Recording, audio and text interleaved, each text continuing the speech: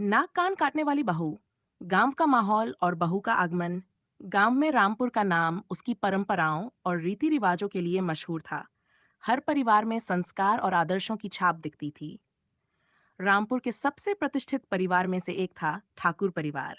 ठाकुर साहब, उनकी पत्नी कमला और उनके दो बेटे वीरेंद्र और मोहन बड़े आदर सम्मान के साथ गांव में रहते थे। वीरेंद्र की शादी की तैयारी जोरों पर थी। पूरे गांव में चर्चा थी कि ठाकुर साहब अपने बेटे के लिए कोई संस्कारी और पढ़ी लिखी लड़की ढूंढ रहे हैं। आखिरकार उन्होंने शांति नाम की एक लड़की को बहू के रूप में चुना। शांति शहर में पली बड़ी थी, पढ़ाई लिखाई में अव्वल और व्यक्तित्व में तेज तर्रार। गांव की सोच और शांति का स्वभाव।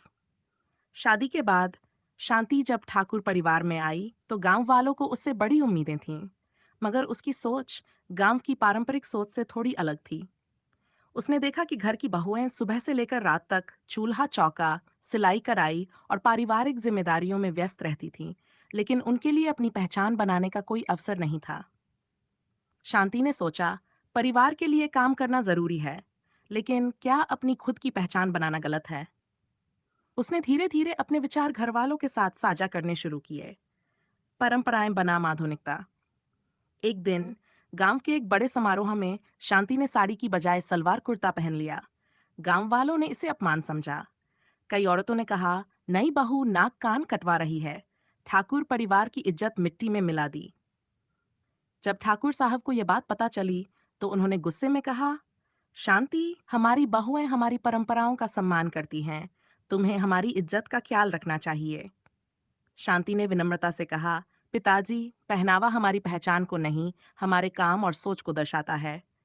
अगर मैं अच्छे काम करूं तो क्या कपड़े महत्वपूर्ण हैं? बदलाव की शुरुआत। धीरे धीरे शांति ने घर की औरतों को शिक्षित करने और आत्मनिर्भर बनाने की ओर कदम बढ़ाए। उसने गांव की लड़कियों को पढ़ाने के लिए एक छोटा सा स्कूल शुरू किया। जब उसने ठाकुर साहब से इस बारे में बात की तो उन्होंने पहले मना कर दिया। गांव में औरतें बाहर जाकर पढ़ाई करेंगी, ये तो नामुमकिन है, उन्होंने कहा। शांति ने धैर्य से काम लिया। उसने स्कूल का सारा खर्च अपने गहने बेचकर उठाया। उसकी मेहनत और निष्ठा देखकर गांव के लोग भी धीरे धीरे प्रभावित होने लगे। दूसरा टकराव। पंचायत की चुनौती। गांव के बुजुर्गों ने पंचायत बुलाकर ठाकुर परिवार को चेतावनी दी, तुम्हारी बहू हमारी परंपराओं को तोड़ रही है। अगर उसने ये स्कूल बंद नहीं किया तो तुम्हारी इज्जत चली जाएगी। शांति ने पंचायत के सामने खड़े होकर कहा, इज्जत हमारी सोच और हमारे काम से बढ़ती है, न कि पुरानी मान्यताओं से। अगर औरतें शिक्षित होंगी तो वे अपने परिवार और समाज को बेहतर बना सकेंगी। क्या आप नहीं चाहते कि हमारा गांव भी तरक्की करे? पंचायत में बहस हुई, लेकिन शांति के तर्कों के आगे बुजुर्ग भी निरुत्तर हो गए। समाज की सोच में बदलाव। समय बीतने के साथ शांति का स्कूल पूरे गांव के लिए प्रेरणा बन गया। जिन औरतों को केवल चूल्हे तक सीमित रखा गया था, उन्होंने नई नई चीजें सीखनी शुरू की।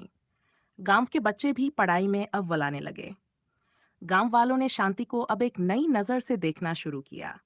एक दिन वही बुजुर्ग जो उसे नाक कान काटने वाली बहू कहते थे, उसके काम की तारीफ करते हुए बोले, हमने इसे गलत समझा था। इसने तो सच में हमारे गांव की इज्जत बढ़ा दी। निष्कर्ष।